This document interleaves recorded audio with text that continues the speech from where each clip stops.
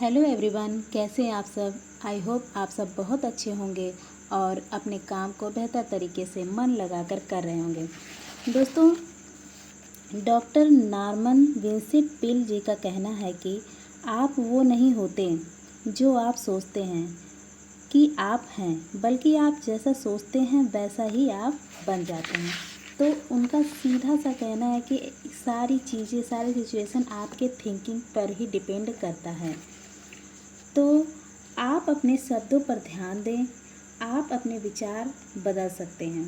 अपने शब्दों पर ध्यान देकर आप अपने विचार को बदल सकते हैं और उसके द्वारा अपने कार्यों में मिलने वाले परिणाम भी बदल सकते हैं। शुरुआत में इस बात के प्रति जागरूक रहें कि आप दिन भर में खुद से क्या कहते हैं। हम सभी के भीतर एक अंतरात्मा अर्थात अचेतन मन की आवाज़ होती है।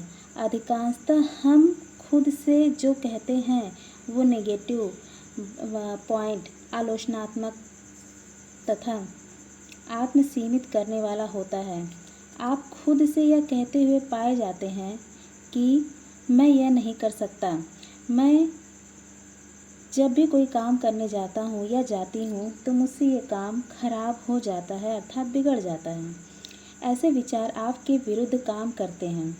इसके बजाय खुद से आप बार बार ये कहें कि मैं अपने लक्ष्य को प्राप्त कर सकता हूँ या कर सकती हूँ या कर लिया है।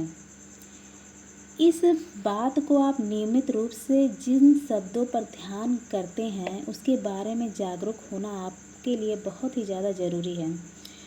उदाहरण के तौर पर हम कह सकते हैं कि आप उन चीज़ों या लक्ष्यों के बारे में बोलें जो आपके पास कभी नहीं थी या जिसे आप कभी प्राप्त नहीं कर सके।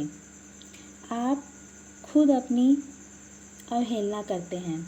आपका मन आपका कहा हर शब्द सुनता है।